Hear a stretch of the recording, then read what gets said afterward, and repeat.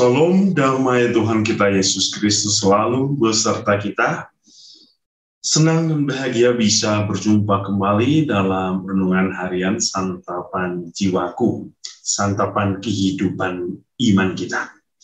Saudara-saudari, hari ini kita kembali bersama-sama diundang untuk mendengarkan firman Tuhan, dan kita boleh merenungkannya dalam kehidupan kita.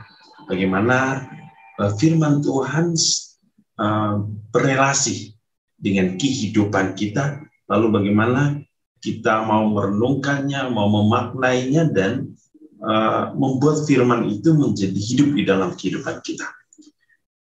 Hari ini kita akan mendengarkan firman Tuhan dari Injil Matius, bab 13, ayat 47 sampai 53.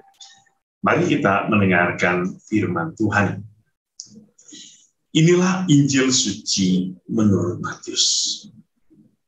Yesus berkata, demikian pula hal kerajaan surga itu seumpama pukat yang dilabuhkan di laut, lalu mengumpulkan berbagai-bagai jenis ikan.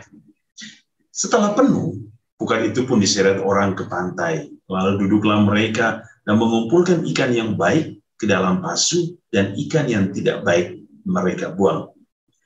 Demikianlah juga pada akhir zaman. Malaikat-malaikat akan datang memisahkan orang jahat dan orang benar, lalu mencampakkan orang jahat ke dalam dapur api.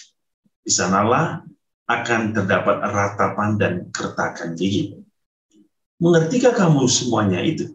Mereka menjawab, ya, kami mengerti. Maka berkatalah Yesus kepada mereka, karena itu setiap ahli Taurat yang menerima pelajaran dari hal kerajaan surga itu seumpama tuan rumah yang mengeluarkan harta yang baru dan yang lama dari perbendaharanya. Setelah Yesus selesai menceritakan perumpamaan-perumpamaan itu, ia pun pergi dari situ. Demikianlah sabda Tuhan. Terpujilah Kristus.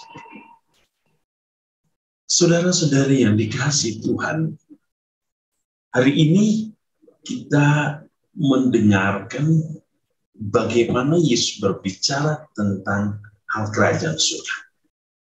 Hal kerajaan surga bagaikan pukat yang dilabuhkan, yang dilemparkan, yang dibuang ke laut atau ditempatkan di laut, lalu ikan masuk.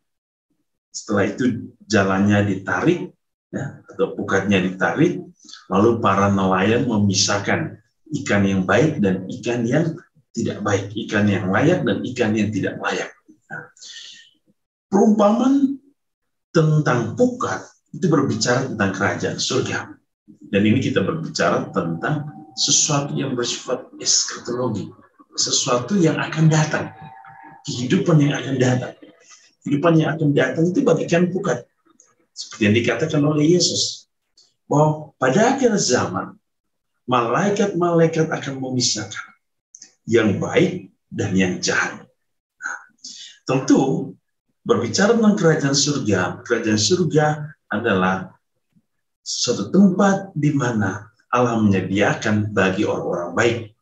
Dan Yesus mengatakan yang jahat, ya, yang jahat akan dicampakkan ke dalam dapur api. Di sana akan terdapat ratapan dan kertak gigi. Berbicara tentang perumpamaan, sesungguhnya Yesus mengingatkan akan kehidupan. Bahwa hal yang akan terjadi dalam kerajaan surga harus senantiasa dimulai dari kehidupan saat ini. Dunia adalah tempat di mana kita mempersiapkan diri. Ini adalah satu perjalanan waktu yang menentukan bagaimana cara hidup kita, gaya hidup kita, pola hidup kita. Apakah kita hidup yang diarahkan atau hidup kita terarah untuk menuju kepada surga, atau hidup kita terarah menuju kepada satu tempat di mana kita akan dicampakkan ke dalam dapur api yang dikatakan oleh Yesus hari ini, di mana akan ada ratapan dan kertak gigi. Sehingga dunia ini memberikan kita suatu evaluasi, penilaian akan hidup kita. Kalau kita hidup sesuai dengan cara Allah, hidup sesuai dengan kehendak surga, maka kehidupan kita akan terarah. Kehidupan kita akan terus berjalan menuju kerajaan itu. Saudara-saudari, mari.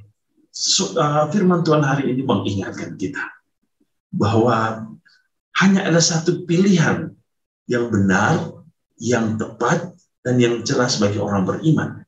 Bahwa dia harus masuk ke dalam pukat, dan ketika dipisahkan, dia adalah ikan-ikan yang terbaik.